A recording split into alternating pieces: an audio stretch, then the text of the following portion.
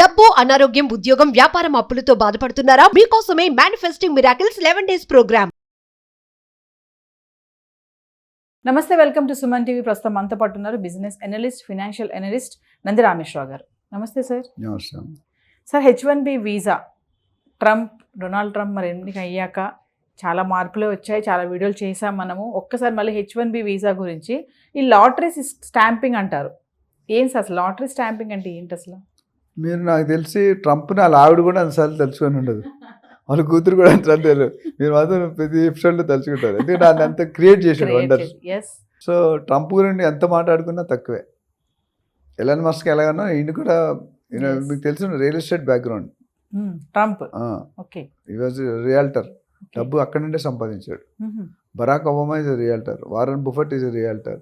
పెద్ద పెద్ద వాళ్ళందరూ మీరు బిలియనర్ అంటే వాడికి డైరెక్ట్గా కానీ వాళ్ళకి ఇండైరెక్ట్గా కానీ రియల్ ఎస్టేట్తో కనెక్షన్ ఉంటుంది. సాఫ్ట్వేర్ కంపెనీలు ఎండీలు రియల్ ఎస్టేట్లో పెడతారు, ఫార్మా కంపెనీలు పెడుతున్నారు, బయటకు కనిపించరు, పేర్లు వేరేగా ఉంటాయి కానీ అంటే అంత పొటెన్షియల్ ఉంది.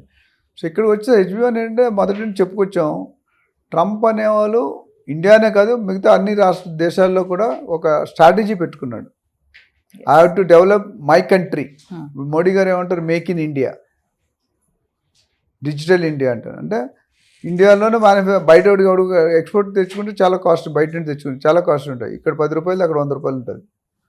సో ట్రంప్ ఏం చేస్తున్నారంటే he wants to have less luggage and more comfort. ఇప్పుడు మోర్ లగేజ్ లెస్ కంఫర్ట్ అంటే అర్థం ఏంటి? లక్షల మంది ఇతర దేశాల నుండి ఇల్లీగల్గా ఎంట్రీ అయిపోతున్నారు.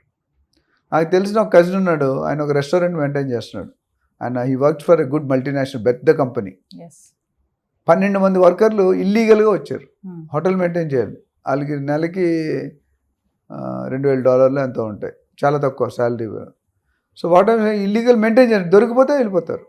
అలాగే వందలు ఆల్ పెట్రోల్ పంప్స్, హాస్పిటల్స్, ఈ రెస్టారెంట్స్ అన్నిట్లో కూడా, రిసార్ట్స్ కానీ ఇవన్నీ కూడా ఇల్లీగల్ చాలా మంది. లో క్లాస్ వర్కర్స్, స్కిల్డ్ కాకుండా అన్స్కిల్డ్ నేను చెప్పేది.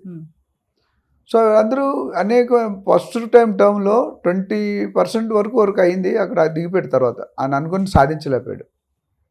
ఈసారి రావడం దాన్ని పెట్టాడు, కత్తి దాని మీద పెట్టాడు. First signature or second I will make on immigration. ఇన్ని లక్షల మంది ఫిల్టర్ చేద్దాం. నాకు తెలిసి ఆయన ఉన్న 4 సంవత్సరాల్లో ఇప్పుడు 14 లక్షలుగా అనుకున్నామన్నా, మేబీ అది 30-40 lakhs దాకా కూడా వెళ్ళొచ్చు. ఎందుకంటే మొత్తం అందరినీ ఎరడం మొదలు పెడితే చాలామంది దొరికిపోతారు. ఇప్పుడు ఎంతోమంది ఉద్యోగాలు లేకుండా డమ్మీ శాలరీస్ మీద సర్వైవ్ అవుతున్నారు. అంటే అక్కడ ఉండాలంటే రూల్ ఉండాలి కాబట్టి కంపెనీని మాట్లాడే ఏజెంట్స్ ఉంటారు, వాళ్ళు వచ్చిందంటే వాడికి తీసుకొని మనకు ఇప్పుడు రిక్రూటర్స్ ఉంటారు కదా హైరింగ్, వాళ్ళు ఏం చేస్తారు, మీ దగ్గర ఏం తీసుకోరు, వాళ్ళ దగ్గర మాత్రం తీసుకుంటారు శాలరీ. ఇంత పెట్టిస్తాను, ఇంత నాకు ఇవ్వాలి. అదే జరుగుతుంది. మనకి అమెరికా క్రేజీ మోజు ఉంది కాబట్టి మనం ఏవైనా చేస్తాం. సో H1B అనేసి మీరు లాటరీ సిస్టమ్ అడిగారు కదా, జనరల్ నాకు తెలిసి 1:4 అంటే లాటరీలో 100 మంది వేస్తే అందులో 1:4 అంటే 40 మంది, 40లో 10 మంది. ఆ లక్కీ ఎవరితో, దాంతో చదువు దీంతో సంబంధం లేదు, అందులో తగిలితే అంటే ఎలిజిబుల్ ఉన్న వాళ్ళనే లాటరీ వేస్తారు. ఆ లాటరీ వేసి ఎవరైతే సెలెక్ట్ వాళ్ళకే వీసా ప్రొవైడ్ చేస్తారు, H1B వీసా. అది ఒక. రెండో కండిషన్ ఏం పెడుతున్నాడంటే బర్త్ రైట్ సిటిజన్షిప్. అక్కడ ఏంటంటే ఇంతకు ముందు ఎవరైతే సిటిజన్ ఉండి అమెరికాలో ఉండి పిల్లలు పుడితే వాళ్ళకి కూడా సిటిజన్షిప్ వచ్చి గ్రీన్ కార్డ్ వచ్చేస్తుంది. ఇప్పుడు దాని మీద కోత పెట్టాడు, కొరడా. ఎందుకంటే ఇప్పుడు పుడితే వాళ్ళకి ఎలిజిబిలిటీ లేదు అంటే they have to come out of the country. వాడి కోసం వీడియోలు పోతారు. ఇప్పుడు పిల్లలు అక్కడ పంపించలేము కదా, వెరీ రేర్. చిన్నపిల్లలు ఉంటే అక్కడ ఎక్కడ పంపిస్తారు, ఆయాలు కూడా ఇవన్నీ పనిచేయవు. So you have to leave the country and go. So అది ఒక వే. మూడోది, ఈ కంపెనీస్కి ఏం చెప్పాడు, ఇంపోర్ట్ ట్యాక్స్ పెంచేస్తాను మీరు కానీ సరిగ్గా మనం చెప్పిన రూల్స్ ఫాలో కాకపోతే ఇంపోర్ట్ ట్యాక్స్ మీద ఎక్కువ ఇన్పుట్ వేస్తున్నాడు. 25%, 50%, అవి లేదు 100%. అంటే ఇష్టం లేదు, మనకి ఇష్టం లేనప్పుడు ఆయన ఎల్లగొట్టాలి. ఎల్లగొట్టాలి, ఇబ్బంది పడితే వెళ్ళిపోతాడు. మనకి ఇప్పుడు ఇండియాలో 100% EOU అని ఉండేది ఒకప్పుడు. 100% EOU, ఎక్స్పోర్ట్ ఓరియంటెడ్ యూనిట్. వాళ్ళకి ఎవరైతే మన ఫారెన్ విదేశీ కరెన్సీ ఇండియాకి తెచ్చుకుంటే ఒక స్కీమ్ ఇచ్చారు, అంటే ఒక స్పెషల్ రికగ్నిషన్. ఫారెన్ కరెన్సీ అంత ఈజీగా రాదు, అందుకనే ఇండియాలో మ్యానుఫ్యాక్చర్ చేసి బయట మాత్రం ఇక్కడ అమ్మడానికి లేదు, లోకల్ అమ్మకూడదు. అమ్మితే అది కేసు. అలా కొన్ని వేల కోట్లు సంపాదించాయి పెద్ద పెద్ద కంపెనీలు. SEZ and special economic zones. అందులో ఇప్పుడు ఎస్సీజెడ్స్ అంటారు, ఐటీ పార్క్స్ కానీ కొన్ని కంపెనీలకి వెళ్ళి ఇప్పుడు అన్ని కంపెనీలకి. ఎస్సీజెడ్ అంటే ఇప్పుడు ఫార్మా కంపెనీ అంటే ఎగ్జామ్స్ ఉంటుంది. మీ బెస్ట్ ఎగ్జాంపుల్ పోచారం ఉందా? అంత 20 years బ్యాక్ మీకు పోచారం తెలుసా? పోచారం తెలుసు. 20 years బ్యాక్ ఎవరు తెలియదు. కొల్లూరు కానీ మోకిలా కానీ ఎవరికైనా తెలుసా? ఉన్నది ఎవరికో ఇప్పుడు ఫేమస్. పోచారంలో ఇన్ఫోసిస్ వెళ్ళింది. ఇక్కడ నుండి పోచారం ఎంత దూరం తెలుసా? Almost 2 hours journey. ఎందుకు మరి అక్కడ పెట్టి ఎంప్లాయీస్ దొరకరుగా? గవర్నమెంట్ ఈజ్ ఎంకరేజింగ్ ది ఎస్సీజెడ్స్. ఎందుకంటే వాళ్ళు రిస్క్ తీసుకొని అంత దూరంగా అకామిడేషన్ కానీ ట్రాన్స్పోర్ట్ పెట్టి చేసుకుంటారు, కాస్ట్లీ. సో వాళ్ళకి ట్యాక్స్ హాలిడే ఇస్తారు. సెంట్రల్ ఎక్సైజ్ కానీ, కస్టమ్స్ కానీ, సర్వీస్ ట్యాక్స్ కానీ, సేల్స్ ఇవన్నీ ఏమన్నా అన్నిటికీ 10 సంవత్సరాలు హాలిడే. అంటే వీళ్ళు కట్టకరా, అదే 30-40% అది. ఇప్పుడు మన అదానీ అంబానీ కూడా ఏపీకి వచ్చినప్పుడు వాళ్ళు ఏమడిగారంటే, మేము ఇండస్ట్రీ డెవలప్ చేస్తాం, ఎంప్లాయ్మెంట్ డెవలప్, మాకు రాయితీలు ఇవ్వండి, రిజిస్ట్రేషన్ డ్యూటీ తగ్గించండి, ట్యాక్సులు తగ్గించండి, ట్యాక్స్ హాలిడే ఇవ్వండి, మీ లోకల్లోనే ఎంప్లాయ్మెంట్ పెట్టుకున్నాం. సో అది कुछ पाने के लिए कुछ कोना है. HB1 ఉద్దేశం అంటే స్ట్రైట్ అవే ఈ wants to cut number of people. So money అని టార్గెట్ పెట్టుకున్నాడు, బయట స్లోగా వస్తుంది. ఆ టార్గెట్లో ఈ లక్కీ సిస్టమ్ తీసారనుకోండి ఇంకా టఫ్ అయిపోతుంది. ఇందులో కొంతమంది కొద్దిగా స్లో డౌన్ ఉన్నారు, తక్కువ నాలెడ్జ్ ఉన్నా వెళ్ళిపోతారు లాటరీలు. ఇప్పుడు వెళ్ళలేరు. స్ట్రిక్ట్గా స్కిల్స్ ఉంటేనే, స్కిల్డ్ వర్కర్ అయితేనే సెట్ అవుతాడు. ఈ ఫేక్ సర్టిఫికెట్లు ఉంటాయి కదా చాలా, మనం తక్కువ కానీ మిగతా చిన్న చిన్న కంట్రీలు ఫేక్ సర్టిఫికెట్ మీద వెళ్ళిపోతారు లోని. అంటే దే విల్. నాకు ఒకసారి పెద్ద ఆస్ట్రేలియన్ కాల్ వచ్చింది. ఆస్ట్రేలియన్ కాల్ వచ్చి కంపెనీ ఐడి పెట్టాడు. ఐడి పెట్టి మీ సర్టిఫికెట్లు అన్నీ పంపించండి అన్నాడు. నాకు డౌట్ వచ్చి మా యూఎస్లో ఫ్రెండ్ ఉంటే అడిగిన ఇట్లా పంపించొద్దు అన్నాడు.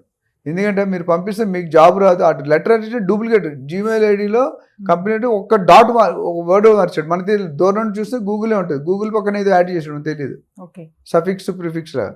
అది పెడితే ఏం చెప్పి మీ సర్టిఫికేట్ తీసుకెళ్ళి వేరే వాడు ఫోటో పెట్టేసి ఆ సర్టిఫికేట్లో వాడు ఆడుకుని పంపించేస్తాడు. అందుకని పంపించమంటారు. సో నేను లక్కీగా పంపించలేదు. ఆస్ట్రేలియా ఎట్లా అంటే జాబ్ వచ్చినట్టు మొత్తం అపాయింట్మెంట్ అసలు మనకు చూడలేదు, మాట్లాడలేదు, పుట్టి బయోడేటా మీద ఎట్లా ఇస్తాడు అపాయింట్మెంట్ ఇస్తారా? ఒక యాంకర్ పోస్ట్, అసిస్టెంట్ పోస్ట్కి ఇవ్వం మనం. అలాంటి డైరెక్ట్ ఇన్ని డాలర్స్, ఇన్ని ఆస్ట్రేలియన్ డాలర్స్ అని ఇచ్చి నాకు అక్కడ డౌట్ వచ్చింది. అంత కంపెనీ కన్నా మంచిగా ఇచ్చాడు లెటర్. ఎంబసీకి మాట్లాడాం, అవి ఫేక్ అని తెలిసింది. సో వాట్ ఐ సే, వీసాలు అనేది చాలా పెద్ద ప్రాసెస్. ఇంకా EB1, EB2 అది ఉన్నాయి. అట్లనే చాలామంది స్టెమ్లో science, technology, maths, computer science చెప్పాం కదా, దాని మీద 2 సంవత్సరాలు బతికేస్తున్నారు ఎక్కువ ఎడిషనల్గా. ఫస్ట్ చదువు అయిపోయిన తర్వాత 6 నెలల వరకు ఇస్తారు. ఇప్పుడు స్టెమ్ అనేది 2 సంవత్సరాలు ఎక్కువ. సో అందరూ అనేక మెథడ్స్లో, అనేక పద్ధతుల్లో సెటిల్ అయిపోతున్నారు. వాళ్ళందరినీ టికెట్ లేని ప్రయాణం ఇక్కడ చెక్ చేసి ఐడెంటిఫై చేసి బ్యాక్ పంపించేస్తారు. So coming to IT sector ఎలా ఉండబోతుంది అంటారు? ఐటీ సెక్టర్ ప్రస్తుతం ఉన్న పరిస్థితులు అయితే కొద్దిగా ఇంపాక్ట్ అనేది కనిపిస్తుంది జీడిపి మీద. ఎందుకంటే ఇప్పుడు తీసేసే వాళ్ళందరూ ఐటీ వాళ్ళే, మిగతా డిపార్ట్మెంట్ తక్కువ ఉన్నాయి. ఎందుకంటే అమెరికాలో సిటిజన్షిప్ ఎందుకు తీసాడు? వాళ్ళకి అన్నీ ఫ్రీ ఉంటాయి. అమెరికా మళ్ళా ఇండియా ఒకటే కంట్రీ, UK కానీ, నెదర్లాండ్ కానీ, అమెరికా కానీ, కెనడా అన్నీ కూడా పిల్లలకి అన్నీ ఫ్రీ ఉంటాయి. చదువు, డ్రెస్సింగ్, ట్రాన్స్పోర్ట్, చాలా వరకు ఎగ్జామ్స్ ఉన్నాయి. ఆ బడ్డని కొన్ని వేల కోట్లు అవుతుంది, వేల డాలర్స్, కోట్ల డాలర్స్. అది తగ్గిస్తున్నాడు. ఎందుకంటే వాళ్ళ ఉద్దేశం ఏంటి, రెసిషన్ రాకుండా ఉండాలంటే ఎకానమీ ఖర్చు తక్కువ పెట్టాలి. మీరు ఇంట్లో మీరు 2 ఉంటే ఒక ఖర్చు అవుతుంది, 4 ఉంటే ఒక ఖర్చు అవుతుంది, చుట్టాలు వస్తే వేరే ఖర్చు అవుతుంది. ఆ చుట్టాలకు 2 కూరలు పెట్టాలా, 1 కూర పెట్టాలా, మీ బడ్జెట్ మీద ఉంటుంది. వెజ్ పెట్టాలా, నాన్ వెజ్, మీ బడ్జెట్లో అయితే ఏం చేస్తారు? ఉన్నదంటూ సర్దుకోవాలి. మందలావు అయితే మజ్జిగ పాల్చిన అవుతుంది. ఇక్కడ ఏమైందంటే ఎవరైతే ఈ పిల్లలు, ఎందుకంటే దాని మీద కొంత రెవెన్యూ వస్తుంది గవర్నమెంట్కి, తగ్గుతుంది, ఆ ఖర్చే బెటరు. లేకపోతే ఇప్పుడు 1,00,000 మంది పిల్లలు పుట్టారు అనుకోండి, ఆ 1,00,000 మంది క్యాండిడేట్కి ఇన్ని వేలనే అవుతాయి, అవంతా ఫ్రీ ఇవ్వాలి కదా, అదే కట్ పెట్టాడు. సో అలాగా ఇంకా 10-15 స్టెప్స్ ఉన్నాయి ఫ్యూచర్లో. అవి వచ్చినట్టు డిస్కస్ చేద్దాం, ఇప్పుడు టూ ఎర్లీ. బట్ డెఫినెట్గా సాఫ్ట్వేర్ మీద ఇంపాక్ట్ పడుతుంది. నా సాఫ్ట్వేర్ హ్యాస్ టు లుక్ అయితే జాబ్స్ ఇన్ ఇండియా. ఇండియాలో కూడా అదే పరిస్థితి ఉంది. They look for entrepreneurs. Best ఏంటంటే బికమింగ్ ఎన్ ఎంటర్ప్రెనర్. ఇండివిజువల్గా ఎంటర్ప్రెనర్ అయ్యి ఎక్కడ నిష్ మార్కెట్ ఉంది, ఎక్కడ గ్యాప్ ఉంది చూసుకొని మన కన్సల్టెన్సీలో అది కూడా చెప్తాం, ఏ బిజినెస్ స్టార్ట్ చేసుకోవాలి, ఎంత బడ్జెట్ కావాలి. ఇప్పుడు ఇందాక మనం అంత ముందు ఎపిసోడ్లో క్లౌడ్ కిచెన్ మాట్లాడుకున్నాం. అంటే there are so many business. Poultry farm ఉంది, ఆయిల్ ఉంది, గ్రౌండ్ నట్ ఆయిల్, ఇవన్నీ నువ్వుల నూనె. సో తక్కువ ఖర్చుతో ఎక్కువ లాభం రావాల్సింది. సో ఎవరికైనా దీని మీద ఇంట్రెస్ట్ ఉంటే they can call us. We'll definitely help them. Thank you, sir.